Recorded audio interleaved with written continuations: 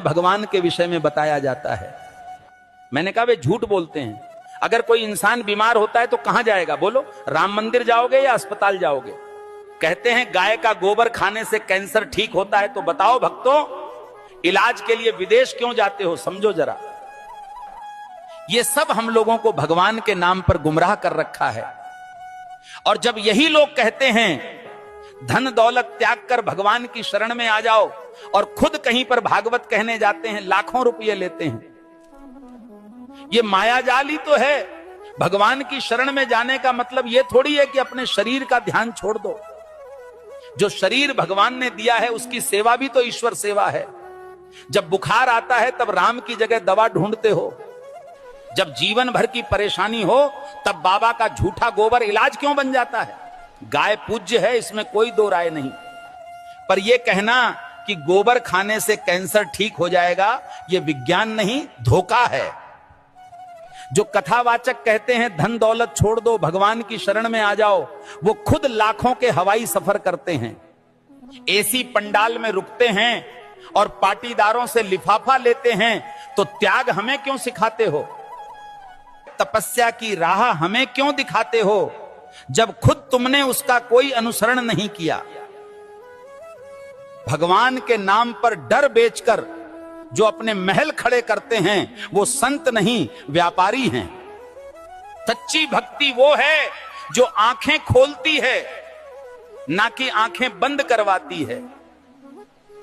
और आखिर में बात सीधी सी है, भगवान अंधविश्वास से नहीं, सच सेवा और विज्ञान से मिलते हैं। सीताराम सीताराम। भविष्य मालिका कहती है जब पाप बढ़ेगा तो समय न्याय करेगा और धर्म की असली परीक्षा शुरू होगी। 2032 से सत्य युग का आरंभ होगा, लेकिन उससे पहले पूरी धरती हिलेगी। प्यारे भक्तों, 2 सूरज दिखेंगे आकाश में, पर उनमें से एक सूरज नहीं, विनाश का दूत होगा। बंगाल की खाड़ी में गिरेगा अग्निपिंड और समंदर उठकर धरती को लील जाएगा। 7 रात तक सूरज नहीं उगेगा, चांद नहीं दिखेगा, बस अंधकार होगा और भय, जिसे तुम प्राकृतिक आपदा कहोगे। तीसरा विश्व युद्ध दस्तक दे चुका है। शब्द नहीं अब शस्त्र बोलेंगे। भारत पर हमला होगा, परंतु धर्म की धरती कभी झुकेगी नहीं। क्योंकि भगवान कल्कि का अवतार होगा। जो शरण में आएगा बच जाएगा, जो अभिमान में रहेगा मिट जाएगा। प्यारे भक्तों, भविष्य मालिका चेतावनी नहीं, ये वक्त की आवाज है। जो सुन लेगा वही कल को देख पाएगा। धर्म अब उपदेश से नहीं बचेगा, धर्म बचेगा तो तुम्हारे कर्म और श्रद्धा से। जो अब भी सो रहे हैं, समय उन्हें जगाएगा नहीं, बल्कि बहा देगा इतिहास की धूल में। अब भी समय है भक्तों, या तो धर्म के साथ खड़े हो जाओ या अधर्म के साथ डूब जाओ। कल सऊदी अरब में आयोजित मेरे सत्संग के दौरान एक भक्त ने मुझसे एक दुखद प्रश्न किया। भक्त ने प्रश्न किया, गुरुजी, क्या राखी बांधने से बड़ी बात यह नहीं कि हर औरत को बहन समझा जाए?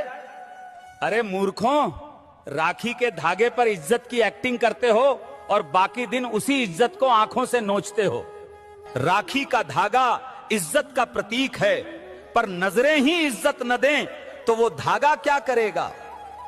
जो आज बहन कह रहे हैं, कल उसी जैसी स्त्री को घूरते हैं। यही विडंबना है।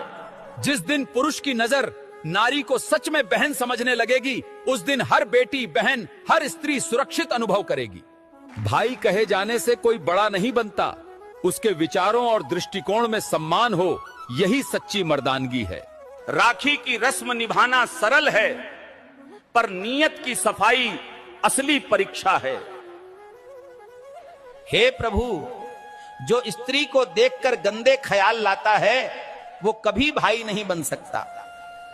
हर लड़की बहन जैसी लगे, ये सिर्फ कह देने से नहीं होता, जब तक मन से उसे बहन समझा न जाए। राखी कोई ताबीज नहीं है, ये चेतावनी है सोच को पवित्र करने की और नारी को नजर से नहीं सम्मान से देखने की।